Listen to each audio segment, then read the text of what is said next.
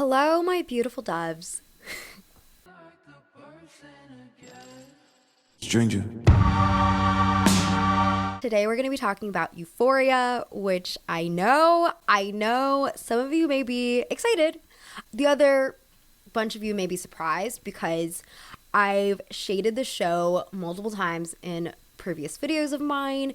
So you may be wondering, Mina, why would you cover this show? Like, I thought you didn't like the show. And it's complicated, okay? I never said I didn't like Euphoria. Maybe I did. Who knows? I don't remember. Don't dig up any receipts because I honestly, I plead the fifth. My relationship with Euphoria is complicated because on the one hand, no, I don't condone what I perceive as the over-glamorization of illegal activities. The underage camgirling in season 1 with Kat, and Jules also lying about her age and seeking out sex with older men. And I know they're young girls and therefore not the ones fully to blame here, but I didn't like those storylines, and I don't like how neither of them really deal with any consequences, which leads me to believe that it is a glamorization and not just like a depiction of something messed up that teens sometimes do. Without further ado, I want to say to anyone who hasn't watched Euphoria to really understand and enjoy the show, you're going to have some degree of suspension of disbelief. Like I've said, this isn't an accurate depiction of a high school or even a community. There's literally a 12-year-old drug dealing genius. The characters can all afford really nice, expensive clothes, even though their parents don't work jobs that would correlate to them having this much disposable income. Like, hello? Maddie's mom is a nail technician. Lexi and Cassie share a bedroom. Where do they get the money for Dior and Miu Miu? The school administration has also virtually disappeared in season 2. And like in the first season, all the kids are regularly doing hard drugs and having lots and lots of sex. And before any of y'all say, oh, well, kids at my school did have lots of sex and did lines of coke in the bathroom. Great. I mean, that's not great, but that's your experience. I'm not going to deny you of your experience. But my problem is not that these activities are depicted at all. It's once again that there's no realistic consequences. There's no actual disciplinary force in this show whatsoever. First of all, Rue is the only person on the show to suffer any kind of consequences for doing drugs, even though Elliot is also doing heroin, and no one seems to care about that. Also, he appears very put together. So is the message here, you can do heroin sometimes because for some people it doesn't affect them that badly. Anyways, I'm not going to go too deep in depth with how I view Euphoria from an ethical standpoint because I've already made that video. You can check it out. It's called The Problem with Teen Dramas. The only ethical argument that I will address in this video is the question that a lot of people have, where it's like, why can't this show take place in a university setting, in a college setting? The truth is, and this is not a truth that many of us want to hear because it says a lot about how depressing our society is. The truth is that Euphoria relies a lot of its marketing value on the shock value of the show itself. There's, for instance, a lot of memes that go around where people are like, oh, only on Euphoria, like this would happen on Euphoria when you go to Euphoria High. This is all a huge win for the marketing. And unfortunately in our society, shock value derives from situations that deal with younger people. If I saw a TV show about, honestly, a 21-year-old drug dealer, which I think is still pretty young because I'm in my mid-20s, so I think anyone younger than me is really young. I'd be like, oh, okay, yeah, I've run into one of those before. A 12-year-old drug dealer, not so much. That's crazy to me. I remember watching Euphoria for the first time, season 1, and being like, who greenlit the creation of Ashtray? Who greenlit this? This is ridiculous. This is not real. Y'all come and go. I'm just trying to stack my cash, pay off our mortgage. So what the fuck you want? Another reason, less cynical reason, is because Euphoria deals a lot with family drama and family dynamics. Think of Cal and Nate. Think of Rue and her mom. Think of Lexi and Cassie. A lot of family dynamics come into play. And college is a time where I find a lot of students are more estranged from their families. So it wouldn't really work for Euphoria unless they completely changed up all the storylines. So yeah, in saying all that criticism, no matter what you think about the show, the cinematography does go hard. It's a visually stunning show.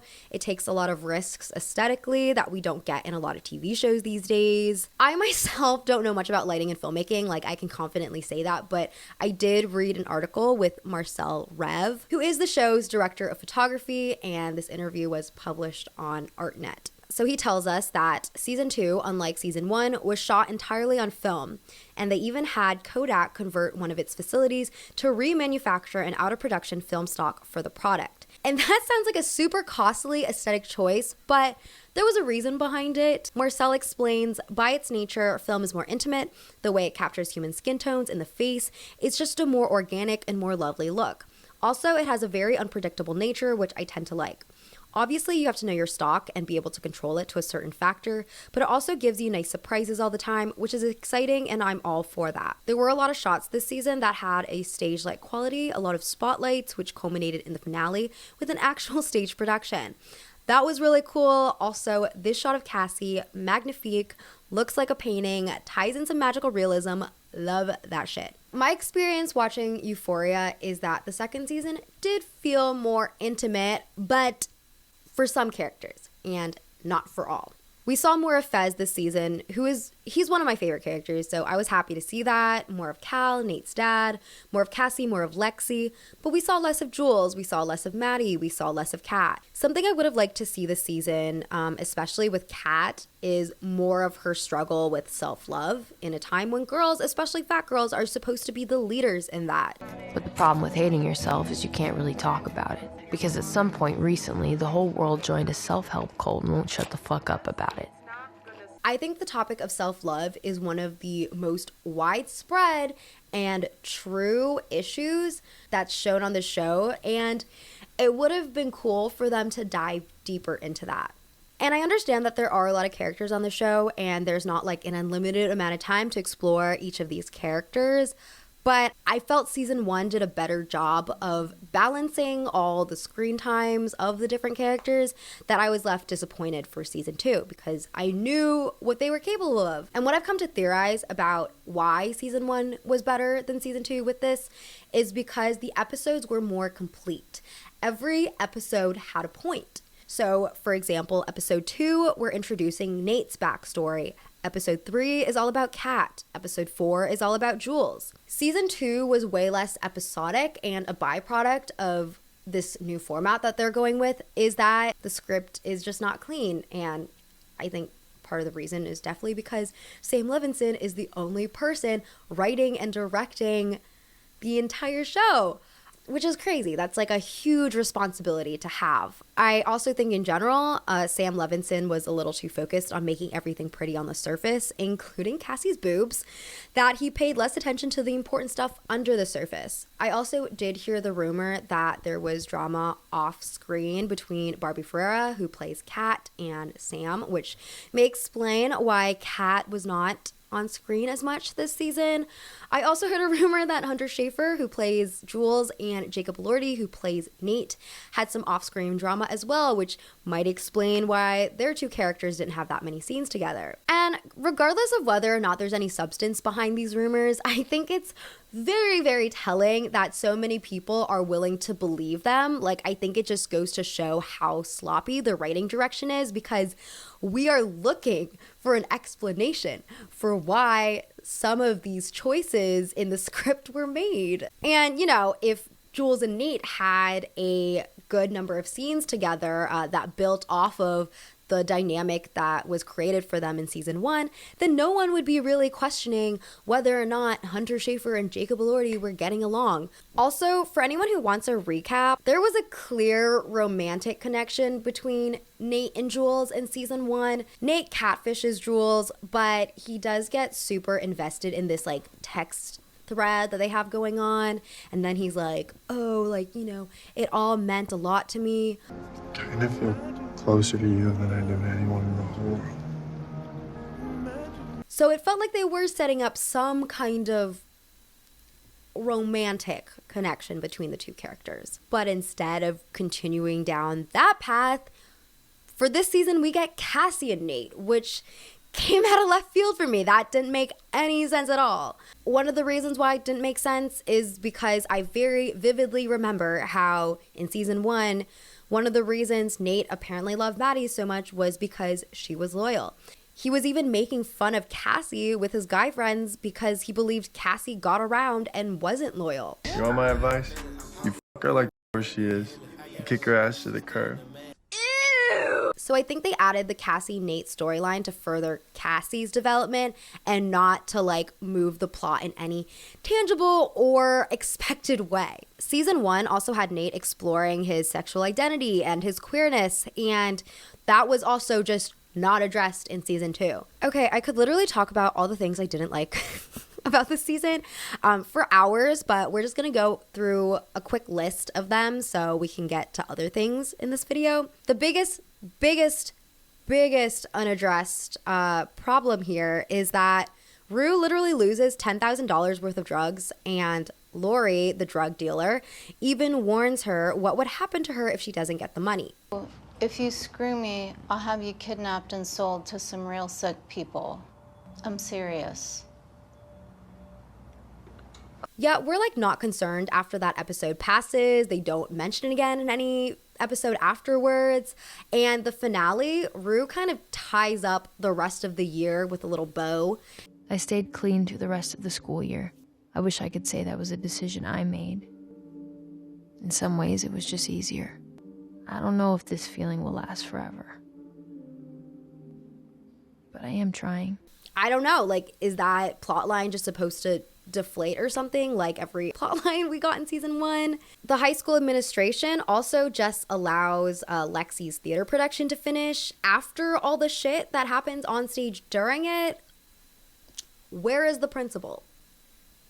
It also baffles me that the teachers even greenlit Lexi's production to begin with, because I think we can all agree Cassie was very bold for what she did on stage. But honestly, I thought she was justified, because I'd be so freaking mad if my sister produced a play just making fun of me for the entire school to see. Lexi deserved this moment. She was borderline bullying, in my opinion, and her intentions were bad, especially because she decided to include the carousel scene, which added nothing to the production whatsoever other than to further humiliate Cassie. Maddie's character arc is kind of weird.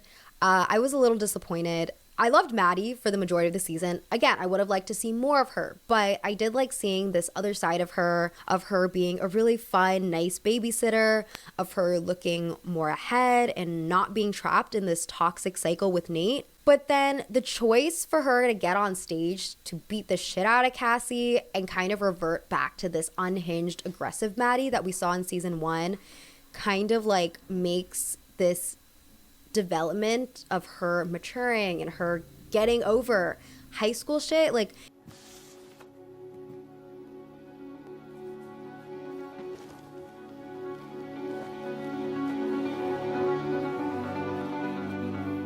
it makes all of that very pointless because we're just back to where we started with Maddie. The death of Ashtray. First of all, why does this 12-year-old not go to school? Isn't it like a law in America that children have to go to school? Secondly, Fez's grandma, their legal guardian, has been in a coma for several years. So in that case, someone before Fez turned 18 should have been appointed guardian for the two of them. But there's no indication that they ever had one, because surely if they did have one, then Ashtray would have his ass in middle school right now instead of shooting up the FBI or whatever, like he's in the trenches of World War II. Thirdly, I felt like there was no reason to kill him off. Again, that was one of those shock value decisions, in my opinion. It felt overly dramatic. He's literally a child, like he's literally 12 years old. And then this scene, congrats to Dominic on the new song, but the scene itself was so awkward and long. I actually ended up fast forwarding it because I think after 45 or 60 seconds, I was like, oh my God, the song is still going on. And it wasn't even an interesting scene. Like there was no montage or anything. It was just like Elliot singing and then to Rue and then back to Elliot to Rue. And it was just weird. It was awkward. I don't know why they put it in other than I guess like a promotion for Dominic's new song. Yeah, I think the last time I remember seeing a scene that was so awkward with music is probably Twin Peaks. But even that was just camp at a certain point. That was better.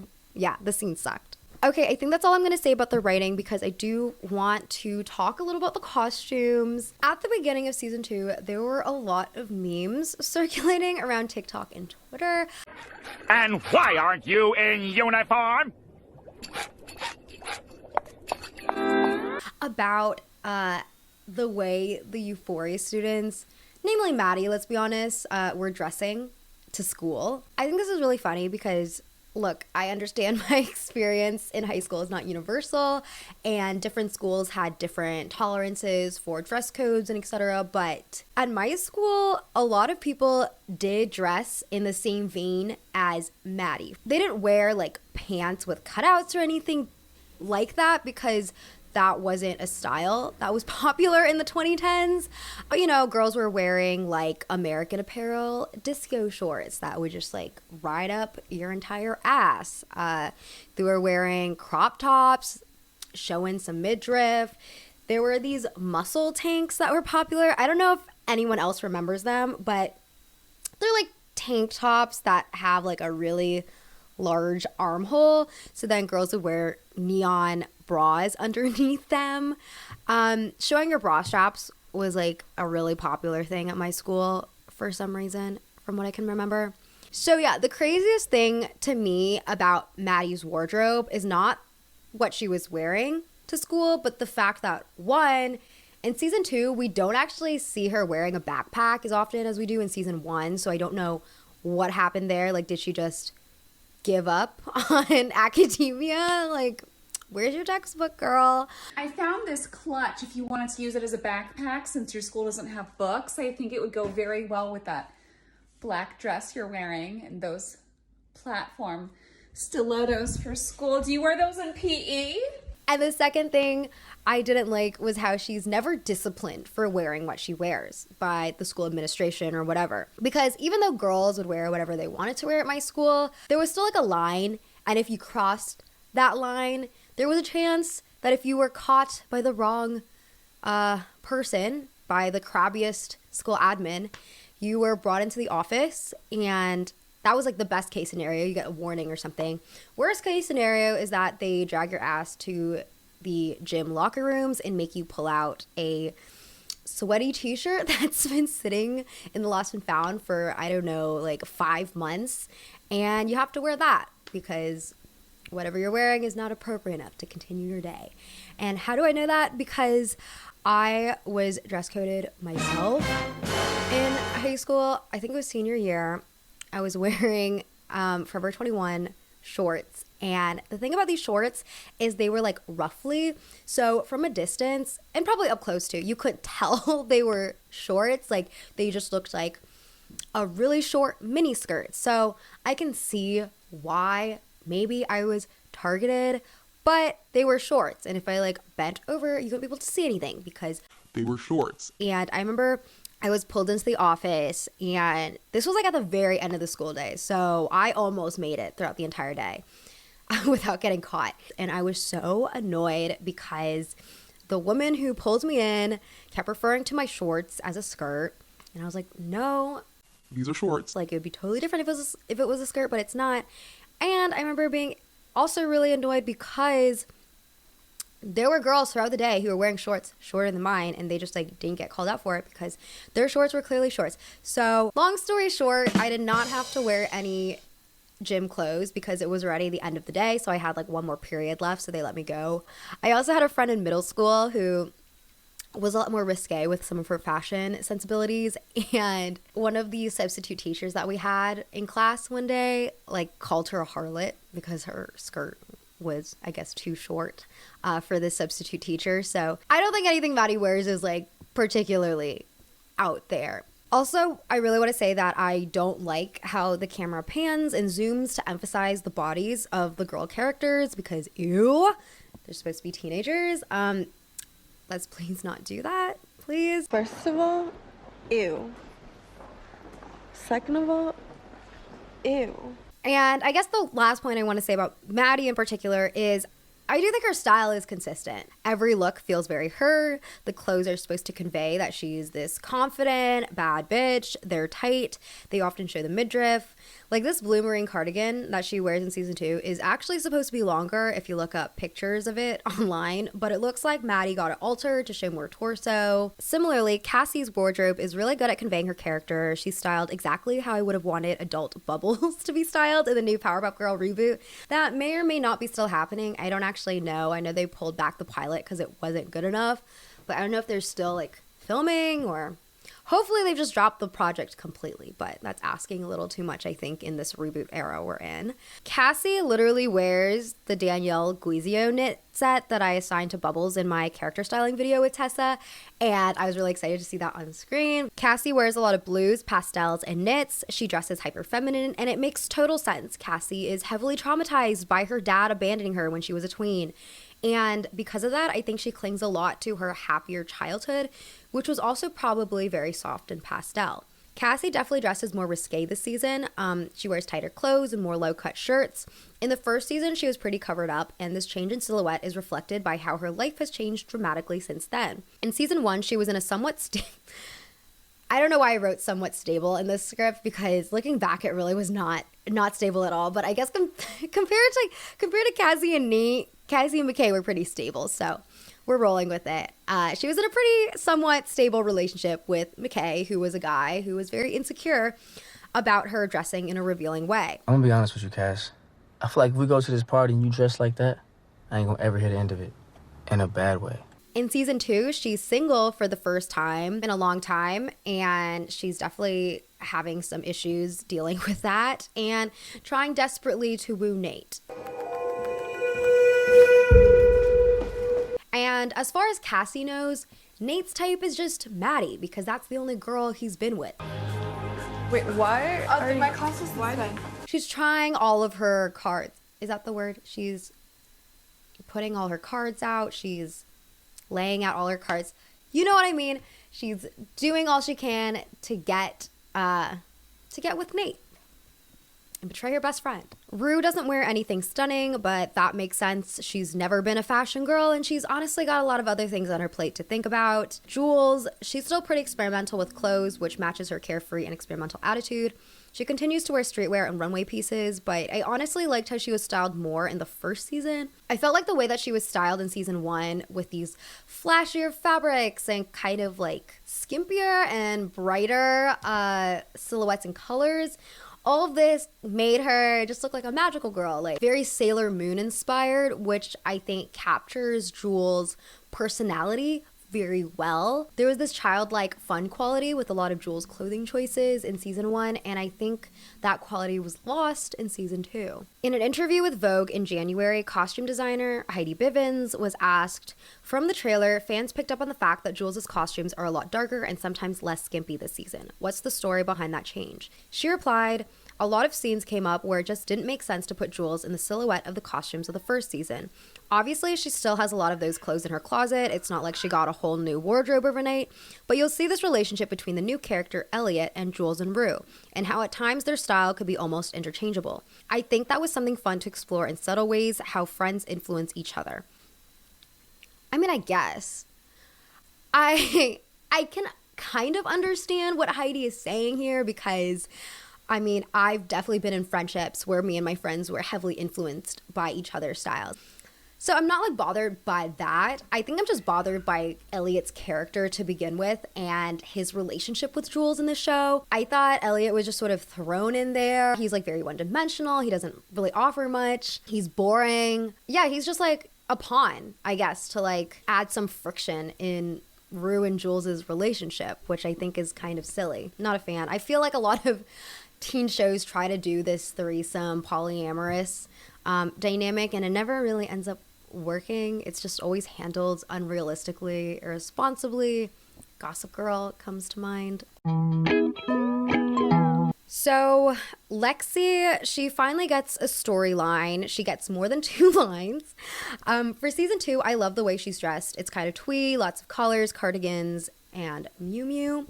She wears some girly things, but they're more mature, more polished than Cassie's choices. She looks very put together, and I think the reason is because while Cassie clings more to her childhood, Lexi forces herself to grow up faster. And this is kind of reflected in how the mom tends to coddle Cassie a lot and tends to like disregard Lexi. Holy smokes, look at you. Wow. The whole point of Halloween is to look attractive. No, it's not. Oh, really? In the end, that motivates Lexi to look more forward thinking, more ahead to the future, whereas Cassie is often looking backwards. And finally, Kat, who gets so little screen time this season, it's very sad. I honestly feel like Kat has just been downgraded to Maddie's new best friend, especially because Cassie becomes the Judas of the season. You don't understand, Nate, is I am crazier.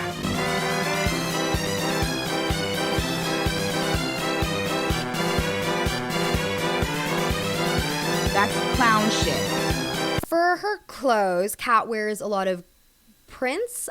She wears a darker color palette. She definitely looks more mature, and that's not surprising to me because I watched Vogue's 7 Days, 7 Looks video with Barbie Ferreira, and Barbie talks about how they used some of her own personal clothes to dress Kat for the show, which explains why Kat looks so good. Usually it's a very collaborative process. I've literally worn things on the show that were from my closet, and a lot of it is modeled after what I wear, of course, with like within the color palette and within like the character. But I think the outfits age her, which I don't really like. I do like how she's dressed more than her dominatrix era, which was very unsettling to me because, once again, I wasn't a big fan of how they depicted Kat's cam girl storyline, and so needless to say, I didn't really care for the BDSM wear that she was wearing to school. And she definitely would have been pulled into the principal's office for that. I don't care what anyone says, like immediate suspension. Okay, that's all I have for today. Thank you so much for tuning in. I feel like this review was a little all over the place because this season was a mess. Season 2 was a big giant mess, and the cinematography was good, but the writing suffered a lot, as we've talked about. And I don't know if I'll honestly tune in for season 3. I think I will, just because I want to be like understanding the hype of it all, but I think unless Sam Levinson gets some other people in the writing room, it's going to suffer a lot like it did this season, because it is a really ambitious project to take on all by yourself. Anyways, let me know in the comments what you think about Euphoria this season, last season, as a show, as a concept, and I'll see you all next time. Thank you for joining me, and hope you have a lovely rest of your day. Bye-bye.